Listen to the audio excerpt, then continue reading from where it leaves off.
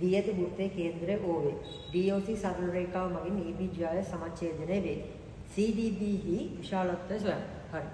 එතකොට CD මම රූපය දැක්කා. CDB කියන්නේ මෙන්න මේ කෝණෙනේ. ඒ කෝණ විශාලත්වය තමයි අහන්නේ. ඉතින් මම මේ කෝණයට පොඩි අකුරක් දාගන්න.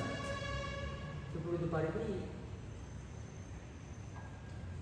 x. හරි. දේශයට දාගන්න.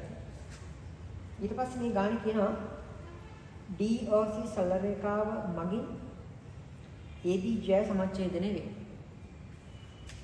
අපිට දීලා තියෙන දත්තයක් විදිහට මෙතන අංශක 120යි කියලා. මෙතන කෝණේ අපි හොයන්න ඕන. මට හිතෙනවා මෙහෙම.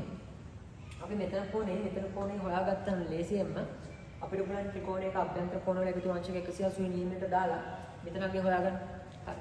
එහෙමනම් අපි දැන් try කරන්න ඕනේ මෙතන අගේ හොයාගන්න. මෙතන අගේ හොයාගන්න ගාන අපිට දත්තයක් දීලා තියෙනවා. ඒ තමයි ගාන අපිට කියලා තියෙනවා ගාන අපිට කියලා තියෙනවා මෙන්න මේ O කේන්ද්‍රයේ ඉඳලා AB ජය සමච්ඡේදනය වෙනවයි කියලා. එතකොට වෘත්තයක කේන්ද්‍රයේ ඉඳලා ජය මධ්‍ය ලක්ෂ්‍ය සමච්ඡේදනය වෙනවා නම් අපිට ගන්න පුළුවන් ඒක ලම්බකයි කියලා. එතකොට අපිට එතනින් ගන්න පුළුවන් මේ කෝණයේ අංශක 90යි කියලා. මම ඒක ලකුණු කරගන්න ඕන. අංශක 90. කොහොමද ඒක ආවේ? වෘත්තයේ කේන්ද්‍රයේ ඉඳලා ජයක මධ්‍ය ලක්ෂ්‍ය සමච්ඡේදනය කරනවා නම් අපිට ගන්න පුළුවන් එතන ලම්බකයි කියලා. අංශක 90යි කියලා. එතකොට මෙතන කෝණය ගත්තා. දැන් මගේ බලාපොරොත්තු වෙන්නේ මොකද්ද? ආයෙත් කියනවනම් මෙතන කෝණය හොයාගන්න එකයි මෙතන කෝණය හොයාගන්න එකයි ඒකේ x හොයාගන්න එක ත්‍රිකෝණයට අර අභ්‍යන්තර කෝණවල එකතු වෙලා දාලා. මේ සීන් එක දාලා. එතකොට මට දැන් තව හොයාගන්න තියෙනවා මෙතන. මෙතන කෝණය හොයාගන්නේ කොහොමද? මේ කෝණය හොයාගන්නේ කොහොමද? අපිට පුළුවන් දෙන්නේ මෙහෙම. මෙන්න මේ චතුරස්‍රය ගත්තොත් එහෙම ඒක පිළිట్లా තියෙන මේ වෘත්තයේ ශීර්ෂ. ඒකේ ශීර්ෂ පිළිట్లా තියෙන වෘත්තයේ පරිධිය මත. එතකොට මේක නිකම් චතුරස්‍රයක් නෙමෙයිනේ. වෘත්ත චතුරස්‍රයක්.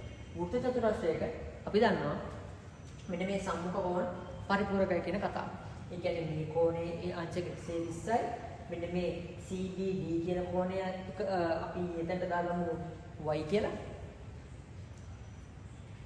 y මේ 120යි මේ y එකතුව කීයක් වෙන්න ඕනද?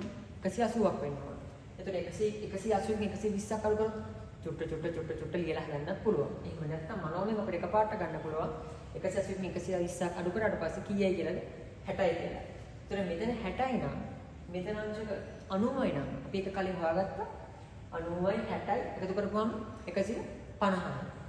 150 ත්‍රිකෝණයේ අභ්‍යන්තර කෝණ වල එකතුව 180ට දැම්මම උත්තරේ එනවා x ල අංශක 30යි කියලා. ඉතින් ඔය ස්පීඩ් එකට අපි මොනෝමෙන් හදාගන්න try කරමු. එහෙම නැත්නම් ඉතින් පිටු ලියලා හදන්න පුළුවන්. ඉතින් x ල උත්තරේ අංශක 30යි.